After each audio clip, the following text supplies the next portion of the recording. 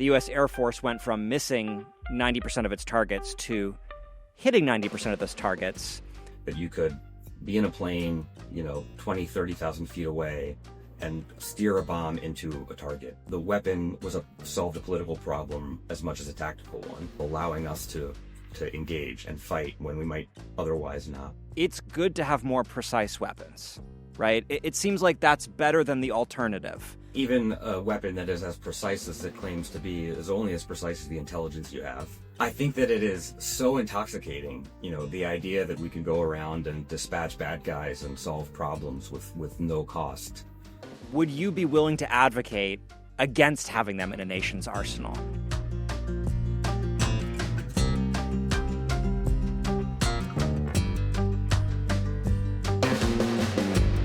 Jeff Stern, welcome to the World Unpacked. Thank you. Good to be here. You are the author of an absolutely brilliant and novelistic new book about the development of precision-guided munitions, specifically the American Paveway bomb. You tell a remarkable set of interconnected stories spanning from World War II to the rise of ISIS, and how at each step along the way, the necessities of these conflicts have led the creation of more and more precise airdrop bombs. But at the same time, the creation of these new weapons has also shaped those conflicts and the very essence of war. I want to talk to you about Vietnam, Serbia, Desert Storm, everything that's in your book. But I thought we could just start with where you start the book, which is in Yemen.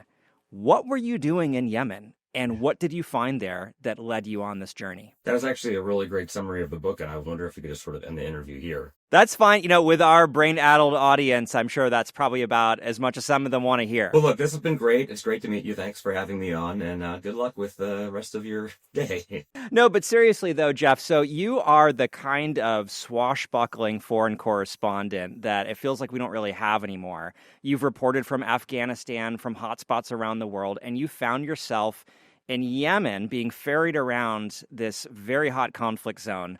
And that was where this idea for the book came from, and I'd love for you to tell that story. Yeah. I guess I sort of like to consider myself like generally aware of what's going on in the world. And there was this massive humanitarian crisis happening in Yemen that I barely knew about until, a year or two in. I was sort of thinking, why is that? It's far away, it's remote, there's not a ton of coverage, and people, don't learn about it. And that's where the idea came from to use a bomb kind of almost literally as a vehicle. So to sort of show some, union machinists putting this thing together in Arizona and follow it being kind of assembled and shipped to the, pylons of a strike fighter and then to this village in northern Yemen. You tell this remarkably vivid story, if I could just draw you out on this, about finding some shrapnel in a village and a very intimate encounter you had with a Yemeni man there. Yeah, so there was one guy who at some point I was, sitting on the carpet in someone's house, and he kind of leaned forward and said something to the interpreter, and the interpreter said he wants you to touch his face, and I thought maybe it was a mistranslation or something, but he kind of leaned his head forward and kind of cocked his head. And the interpreter was like, touch his face. And so he pointed my fingers to like under his eye where there was still a couple of pieces of steel from this bomb that were lodged in this lip of skin beneath his eye. And it was this, very kind of intimate moment. And also the other thing that struck me was that it had been so hard to get there. I'd had to get visas essentially to two different countries, North and South, and kind of not let the other one know, and travel in disguise through a bunch of different checkpoints, and how difficult it had been for me to get there, and how easy it had been for this bomb to get there. And I think that was sort of what crystallized this idea that maybe the counter to a potential problem created by this weapon, which allows, it's sort of a tool of disconnection in several different ways. Obviously, it is, literally breaking bodies. So this has allowed us to engage in conflict from further away. and to make Yeah. conflict more remote, also in several different ways. I mean, literally kind of remote warfare, but it feels remote. It feels sort of video gamey. Let's zoom out a little bit and just establish some background. This is a book about precision bombing, and in particular, the Paveway munition. What is a precision guided bomb? What is the Paveway? So Paveway is really effectively the first smart bomb, the first usable, effective smart bomb, meaning a bomb that steers itself to a target.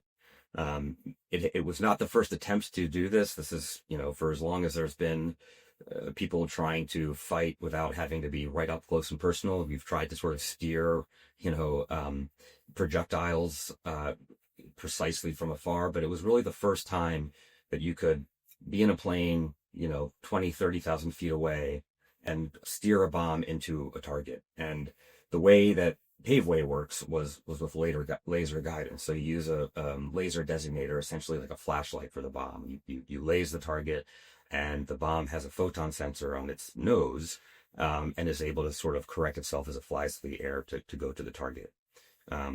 So it was, and for a variety of reasons, how inexpensive it was, how easy to use it was, how kind of simple the engineering was. It became very quickly kind of a favorite of Air Force and naval aviators, and very quickly kind of revolutionized air war and arguably just war. In the book, you go deep into the technical and scientific development of the Paveway concept and of the battles that its developers needed to fight intellectually, bureaucratically, in order to come up with what it seemed like was a crazy idea to have a self-guided bomb. What problem was this bomb created to solve?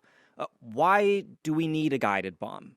I think on its surface, it's sort of a tactical problem. There was this one particular bridge that was a major thoroughfare for the North Vietnamese trying to get, men and material to the south. It was a suspension bridge. It was very narrow, and it was very well defended. It was very dangerous to attack. Either you got to just drop a ton of bombs and hope that some hit, or if you're trying to guide them, you had to get real low. You had to get very close. And of course, the lower you get, the more anti-aircraft artillery you're coming into range of. But arguably, the real problem that it was solving was almost a political one, because at the time, McNamara and some of the others in the administration were very worried about the Vietnam War escalating. So there were fairly restrictive rules of engagement. For example, one of the things that was most threatening to American pilots were MiGs, were the Russian-made fighter jets. But because there was concern about Russian or Chinese advisors helping work on the MiGs, they basically weren't allowed to strike MiGs when they were on the ground. So in order to destroy this thing that was causing such a threat, you kind of had to bait them up in the air, where they're much more dangerous. And there was a similar thing with surface-to-air missiles, where there was concern about Russian or Chinese advisors nearby. And I think you could probably make an argument that had there not been those restrictive rules of engagement, attacking, for example, this particular bridge would not have been as dangerous. And this weapon that allowed you to, it's almost like the weapon solved a political problem as much as a tactical one. And I think that's part of the legacy of the weapon, is sort of allowing us to engage and fight when we might otherwise not. Before Vietnam, World War II, extraordinary numbers of bombs were dropped with very poor accuracy. So you would just need to spray bombs across a broad area in order to have some hopes of hitting key infrastructure like a factory or a bridge. Firebombing of Dresden, there was no illusion that it was going to be precise. And obviously there were some extremely horrible Hiroshima and Nagasaki. Also, there was no illusion that was going to be precise. But I wonder sometimes if we weren't allowed what I think often still is an illusion of precision. How many conflicts that we've engaged in that haven't turned out well would we have stayed out of? And one of the little factoids I cite sometimes is that, so the second Iraq War, I'm getting ahead of ourselves a little bit, but the second Iraq War, the second Gulf War, was described as the most precise air war in history. And by proportion of Yeah. precision munitions used, I think that's accurate. But, the statistics vary here. But within something like 6 months or a year of that conflict, more civilians had died than in Hiroshima and Nagasaki combined. So, the most precise air war was more devastating to civilians than these attacks that everyone knew were going to be very costly for civilians. Yeah, we're going to jump around to a lot of different wars here. I want to hit briefly on this point about the bridge in Vietnam, because there was this bridge. It was heavily defended. We could not, for the life of us, strike it with conventional weaponry. Eventually, Texas Instruments and others in the military-industrial complex came up with this Paveway bomb solution. And miraculously, lo and behold, we got the bridge. And we got a bunch of other bridges, too, and a bunch of other pieces of infrastructure. But as you and I both know, Jeff, we still lost the war. Is there a lesson there in the belief that a wonder weapon that could solve a tactical problem actually holds more of the keys to the war itself than it really does? I think there is. I think that it is so intoxicating, the idea that we can go around and dispatch bad guys and solve problems with no cost, that the bomb, I do think, begins to argue for its own use. And there are other, I think there's other kind of phenomena also, like, for example, now, these weapons are built by often union laborers with security clearance jobs, which means they can't be outsourced. There's an argument that, for example, with the export of these weapons, that if we're worried about other countries, and the civilian casualties that they might cause, wouldn't we rather be in the room? And we have to sell the weapons to be in the room. For some of these things, not necessarily Paveway itself, but there's the whole concept of geographic engineering, where certain weapon systems, parts of it are assembled in almost every Senate district, which makes it very hard to cancel those contracts. So there are a variety. I mean, in a way, again, the weapon is as much an effective political tool as it is a tactical or strategic tool. Yeah. As I was reading your book, you were telling stories about individual people who were using this weapon, affected by this weapon, but also you told stories of high politics, presidents in the Oval Office and the Situation Room contending with whether to strike a country and under what circumstances. By creating more options for presidents to do more in situations where otherwise they might not have had a good option, we are expanding the menu of the foreign policy toolkit, right? In ways good and bad. Tell us about that. Reagan launched what was effectively the first what they called preemptive strike, preemptive war. And this was a attack in Libya in response to a Libyan-backed bombing in Berlin. And was one of the first examples of a pretty significant foreign intervention that was launched almost unilaterally and was so secretive that not only was Congress not notified, but a lot of people within the White House didn't know what was happening. And that was only possible because we had this tool, and we had, new longer range, fighter jets. You didn't need to move, a few battalions into position in order to launch this war. You could sort of do it in secret. And that, I think there are all sorts of, sort of sequelae to that power.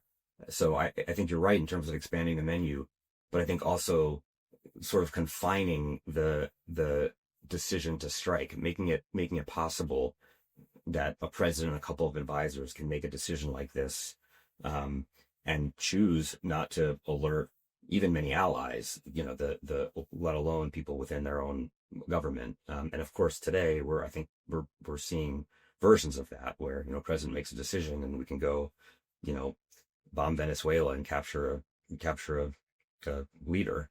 Right. Yeah. Or the Iranian nuclear infrastructure, for example, probably be the apotheosis of the narrative that you're describing, right? Of we dropped these massive ordnance penetrators on the Iranian underground bunkers, particularly for the Fordo bunker, where nuclear material was being enriched.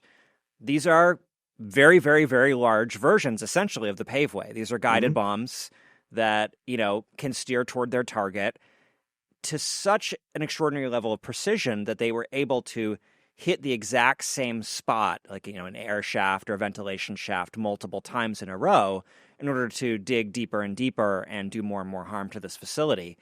As you say, Jeff, this was launched with very little public notice. There was an element of surprise.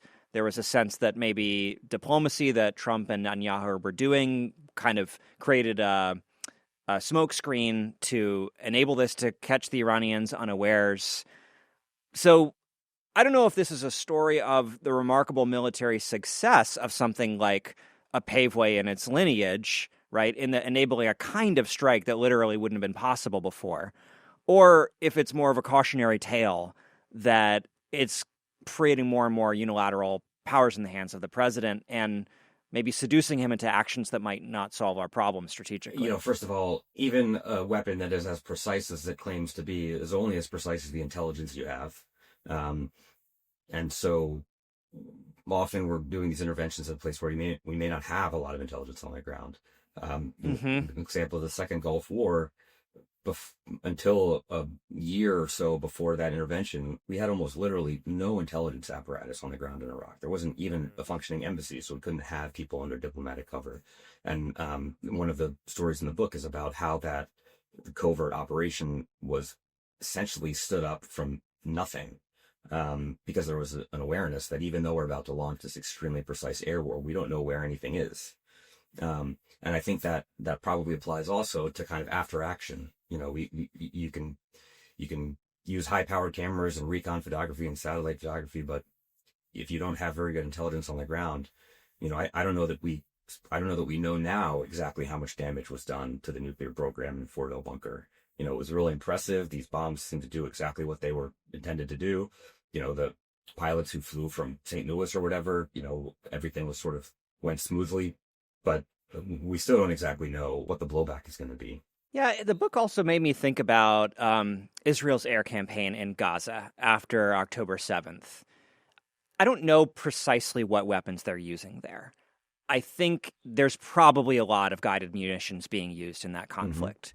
Certainly the Israeli government's position is that they strike targets precisely based on specific intelligence they have. And so whenever there's a controversial strike, the Israeli government and the IDF will always point to some specific intelligence that they have. And so their narrative is they are striking in Gaza very precisely. And yet, anyone can look at satellite photos and realize the end result of all of this is a virtual leveling of the Gaza territory and almost complete destruction of nearly all civilian infrastructure there. Some supermajority of homes, schools, power plants, and the like.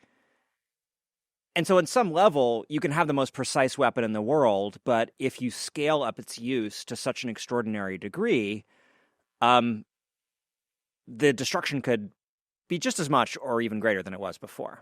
I think that's true. I think if you have a weapon also that's inexpensive enough, that not only can you use it without pinching pennies, but you could practice with it so everyone's comfortable using it.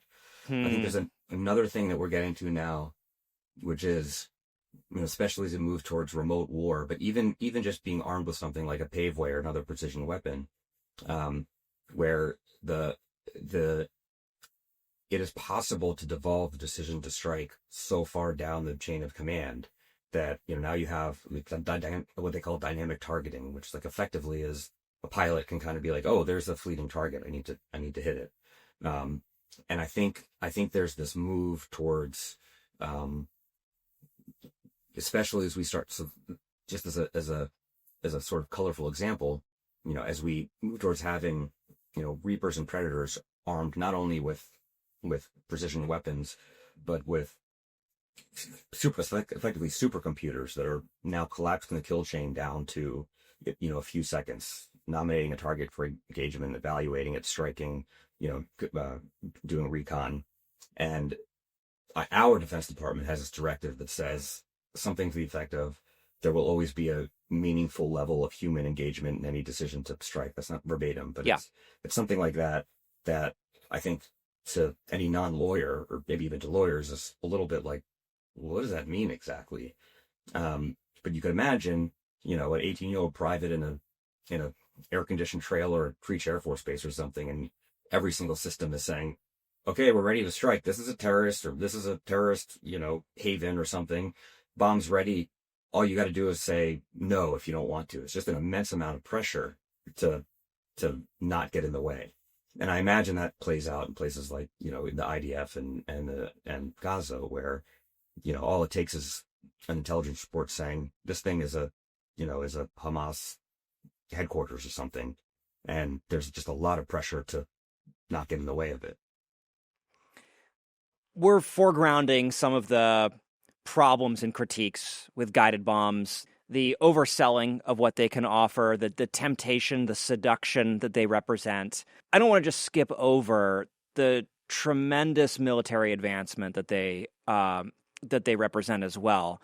I think at one point in the book, you say about Vietnam that the U.S. Air Force went from missing 90% of its targets to hitting 90% of those targets.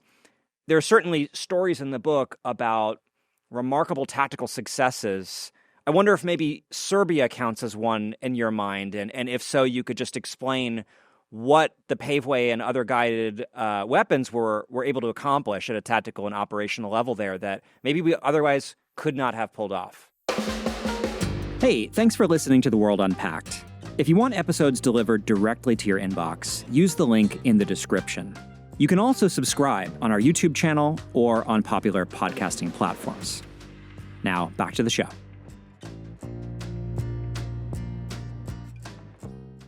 I am sympathetic to the argument that it's sort of the platonic ideal of precision strike, that, you use it to get people to the negotiating table by striking, infrastructure, military infrastructure, maybe even, civilian infrastructure, which is something that we did then in order to sort of create political pressure. For example, in Slobodan, we have a winter coming. If we knock out, oil facilities, then he's going to be under pressure to negotiate so that the heat gets turned back on.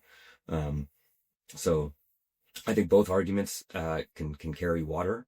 But if we're going to do it, that might be an example of the way to do it right, to have it be finite, to have a sort of clear diplomatic goal. And it's something that I think we kind of don't see as much later on. Again, going to the Second Gulf War, where there wasn't really a plan for what to do after the initial air campaign. I think that, and probably partially because of the legacy both from Balkans and maybe even from the first Gulf War, that these tools are so precise and so effective that they're just going to do the job for us.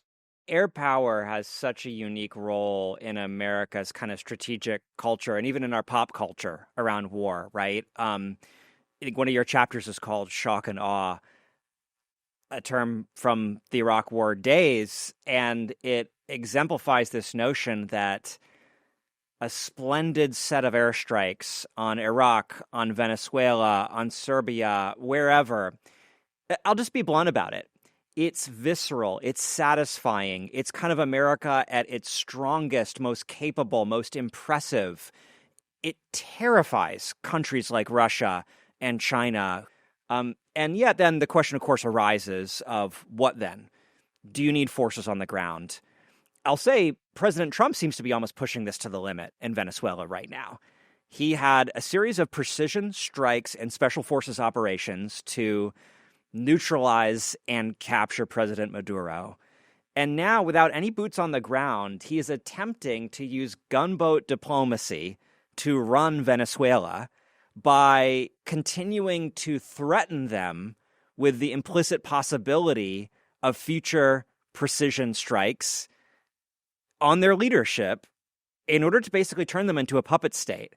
I mean, is this the kind of end game for the theorists of precision war?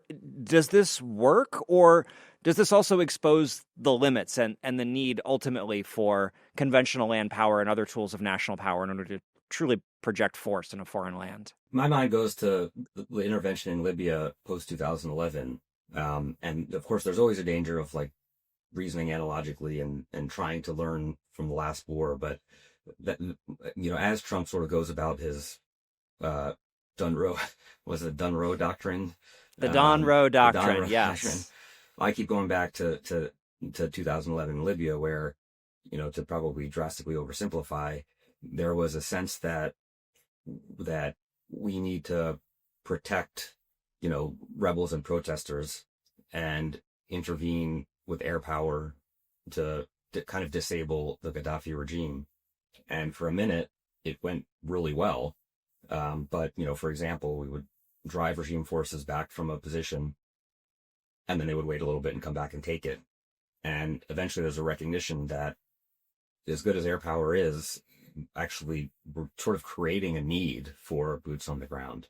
For a variety of reasons, NATO countries couldn't do that. And one of the things that ended up happening was a lot of Libyan emigres, especially in England and Manchester in particular, ended up traveling to Libya to fight. And the British government made that easy, effectively. But you ended up having like a lot of really young, inexperienced people being really traumatized by what they saw. And of course, there was some blowback there too. And Libya became the safe haven for ISIS. There were people who came back who were traumatized, who were radicalized. So to me, that's sort of the cautionary tale of the sort of gunboat or gunship diplomacy that it's you can't control territory on the ground just by air power. At least that seems to be the lesson. And that's what I worry about in some place like Venezuela. Yeah, I mean, maybe you could sum it up as it's easier to break a country than to remake it. Mm-hmm. So you can use bombs to break. Mm-hmm. You might need troops and a true physical presence and governance capacity to remake. Mm-hmm. Of course, in the second Iraq War, we tried both, and that still didn't work. So that should just give us pause on even the most ambitious uses of American military power. One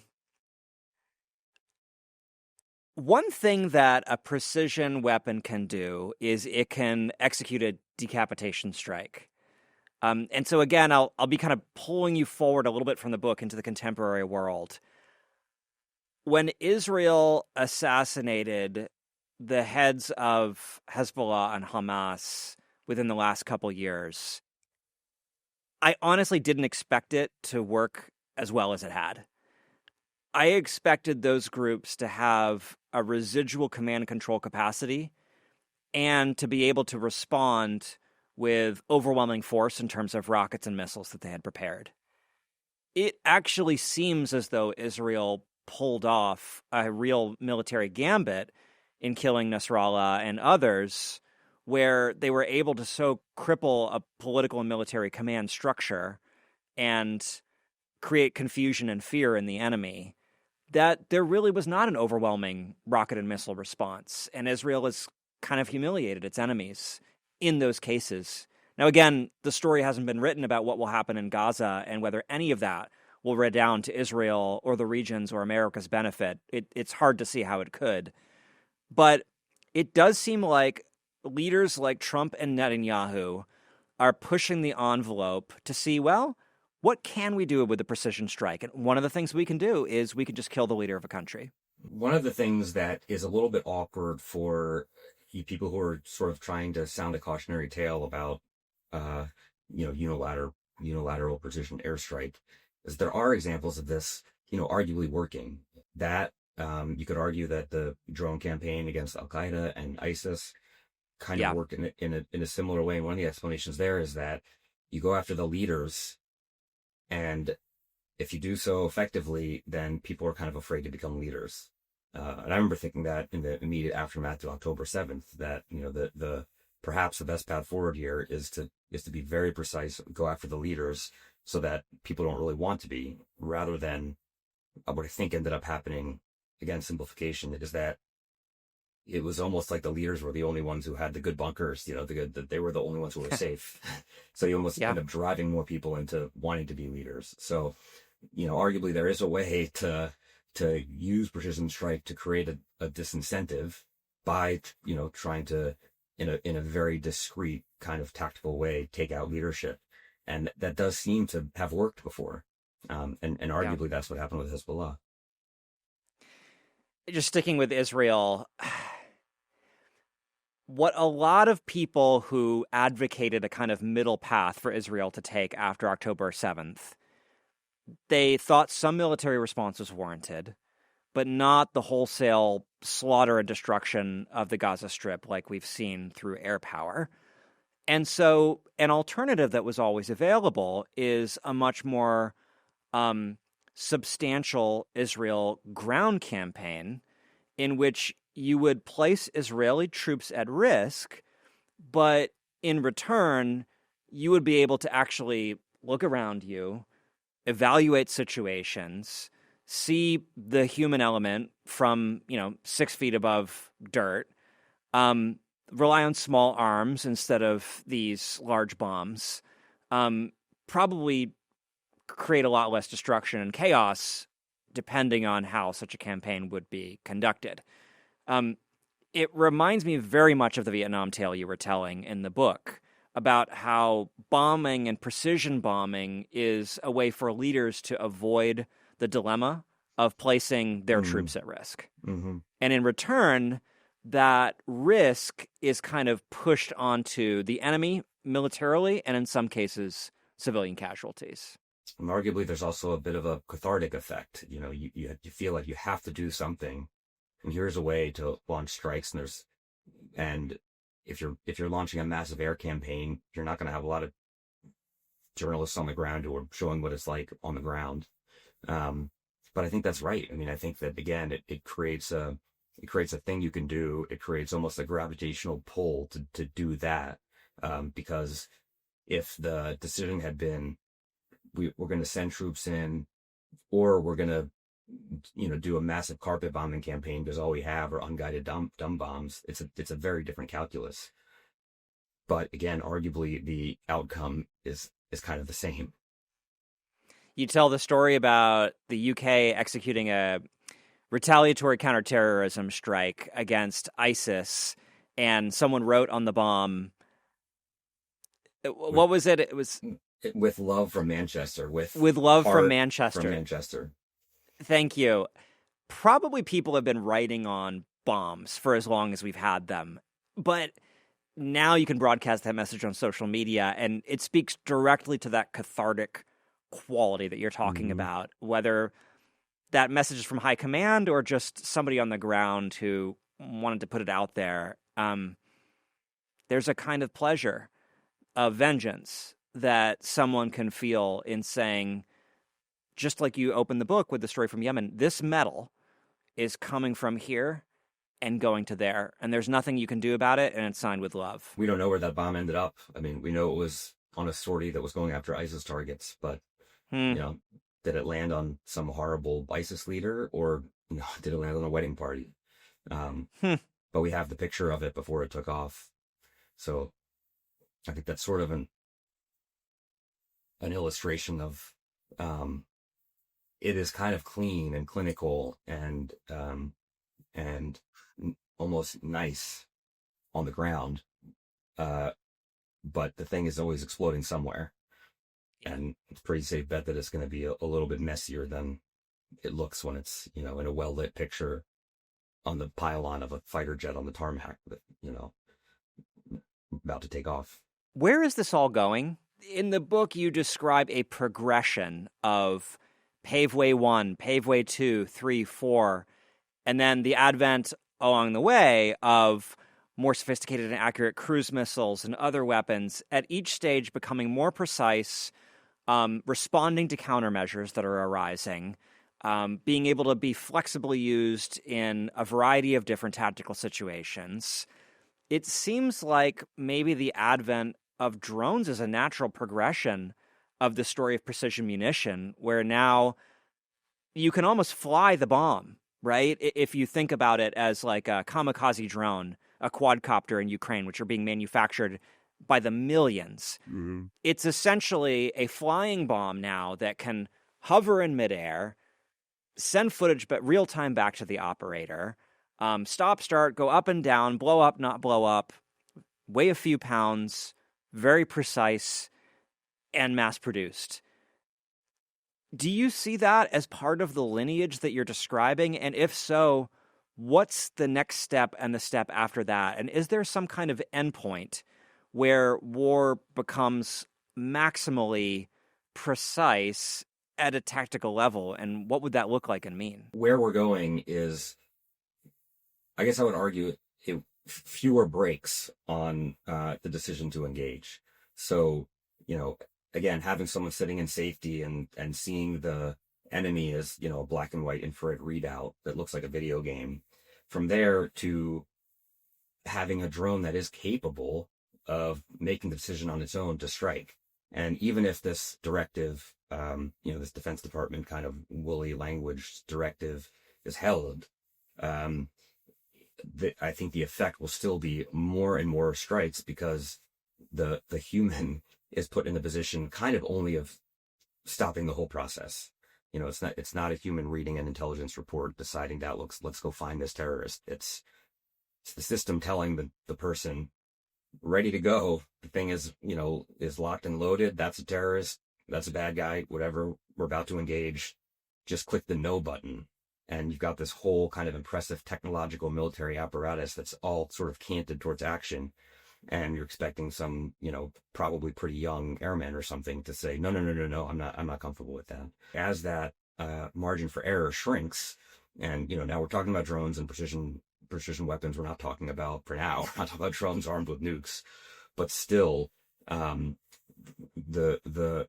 time that you have to make a decision and to not to strike and the pressure to strike are both, the time is decreasing and the pressure is increasing. And that does frighten me a little bit, to say nothing of, of hypersonics and the idea of hypersonics armed with nuclear weapons, which then shrinks the time even more.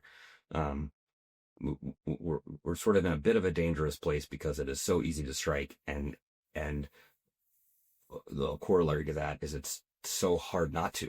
Yeah, maybe put another way, precision weapons were created to solve a physics problem of how do you get munitions onto a target in space and time. What we're left with is the intellectual problem of what are we trying to hit and why and where is it? And that problem is not only not solved, but maybe getting worse than ever because we're manufacturing so many of these weapons. AI and autonomy is now the new technology that's arising to supposedly solve that intellectual problem, right? To solve the targeting challenge, the intelligence challenge, the decision-making challenge that you described.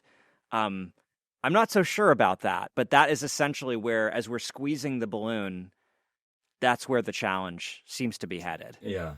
Well, and again, I think the other problem precision weapons were invented to solve was the political one, was essentially to compensate for the restraints. Mm-hmm. And so perhaps in a way it's natural that where we're going is weapons that are, as good as they are at hitting precise targets, they're even better at making the restraints irrelevant. And, you could imagine if striking Gaddafi in the 80s required moving a few battalions into Algeria or something, there would be a lot of thinking and research and considering before doing that. And we're in the position now of you don't need to do that. And so that often happens, too late. It happens after the fact. Now what do we do? We've just removed this leader. We've just destroyed this infrastructure. We could do it essentially a few minutes after we decided to do it. And now we're in the position of having broken the thing and trying to figure out how to fix it or if to fix it in a way that I don't think we would have been in those positions if we didn't have these capabilities, because there would have been such a bigger such a bigger operation and shift in men and materials that was required that you would have just had to solve the political problems before you pulled the trigger. I'd love to close by asking you kind of the ultimate question here, which is, should these weapons exist? And would you be willing to advocate against having them in a nation's arsenal? And just to kind of put the point more finely, the book is a humane book. It's a beautiful book in how you tell the story of specific individuals, some of whom have been harmed by this weapon, some of whom have been benefited, or maybe their lives were saved by this weapon. But I understand that the humane values that you're coming from, that we're worried about the seduction of war and the mechanization of war, the dehumanization of war. And I share all those same sympathies. At the same time, I do struggle with the idea that it's good to have more precise weapons, right? It seems like that's better than the alternative of having lots and lots of imprecise weapons. It does maybe create new kind of political and psychological challenges, but maybe it's just our job to face up to those and not blame the weapon. What do you think? I mean, should we actually not have precision bombs, or do we need to just live with them and wrestle with the problem? That is, I think, a very good and hard question, which I'm maybe going to dodge slightly and answer in a slightly different way, if that's all right. Go ahead and answer, then I'll tell you whether it's all right or not. Okay. I think one thing that, one way that my mind changed a little bit, or at least my preconceived notions changed, is that, there's this sort of, I think, stereotype of, the greedy defense company executive in C-suite who doesn't care about killing people or even wants to. Yes. And I've certainly not met every single inventor of weapons or even all the people who worked on this weapon, but I'm pretty comfortable asserting that almost everyone involved was primarily motivated by saving people rather than hurting people, by the danger that airmen in Vietnam were in, and giving them a tool that could help them stay safe. And I think that I probably have some confirmation bias here, but there's that famous quote from the Manhattan Project where Niels Bohr goes to Oppenheimer and says, "Is it big enough?" And Oppenheimer says, "To end the war," and Niels Bohr says, "To end all war." And there's similar sentiments in Alfred Nobel's correspondence, that my dynamite, my factories might create something that is so horrible that countries will lay down their armies. And I think that I would assert that is often more the motivation in people who are inventing weapons or inventing anything than destruction. And it's in some ways a neat psychological trick. Like, I can make myself feel better building a tool of destruction because I'm saying it's a tool of humaneness. But I think that's, to me, partially where the cautionary tale is, because no one wants to think that something that they are creating is going to hurt people, or is primarily going to hurt people. But it is how we end up with these things that arguably hurt way more people than they help. Are you going to push? I'll let you get away with it. I mean, here's my reaction to that. The inventors of weapons, they're often, and I've met people in the defense industrial base. I'm a former card-carrying member of the defense industrial complex myself. I was part of the U.S. war machine in the industrial intelligence world. Everyone is there for their own reasons. Almost all of them are patriotic and believers in what they're doing. For some, it's saving the guy in the foxhole next to you. For others, it's a belief in just broadly America's role and purpose in the world, whether or not you like whatever war we happen to be fighting. There could be a naivete in that.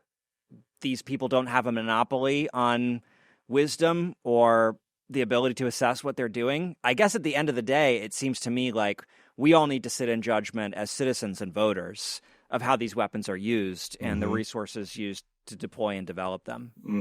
I don't know. What do you think of that? I love that you brought that up, because it's part of the very precious way we thought about arranging the book, which is not, let's start and show you all these horrible things this bomb does, but actually, it starts with Joe Kennedy during World War II on a very dangerous, brave mission to try to destroy a Nazi vengeance weapon and arguably save London. As far as acts of war go, there's probably no more noble cause or kind of morally unambivalent cause. And he died because the technology wasn't good enough. So the way we put the book together is trying to get the reader to almost want the thing to be invented, because the reader kind of sees the cost from not having it. So that by the time you see some of the really ugly things that it's capable of doing, you're sort of complicit. You're not really able to say, man, I hate those villains, and at whatever defense company, you've wanted this thing to exist, and so because I think you're exactly right. Ultimately, it is on us. That's a devious writing technique, and now I'm thinking back and seeing the fingerprints of it. I just want to close by recommending people go out and read this book. It is so riveting in the storytelling and making come alive these matters of life and death across decades and continents that have changed the character, the nature of war. Jeff, you've got a remarkable ability to tell these human and global stories. And I think you could have any opinion about precision munitions and read this book and learn a great, great deal from it. So thanks for coming on the podcast, and congratulations on the book. Thank you so much. This has been great, and really appreciate your compliments. Thank you. My pleasure.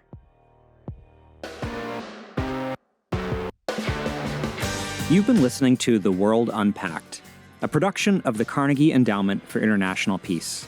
To get episodes delivered directly to your inbox, use the link in the description, or subscribe on YouTube or popular podcast platforms like Spotify or iTunes. Views expressed are those of the host and guests, and not necessarily those of Carnegie. Learn more at carnegieendowment.org.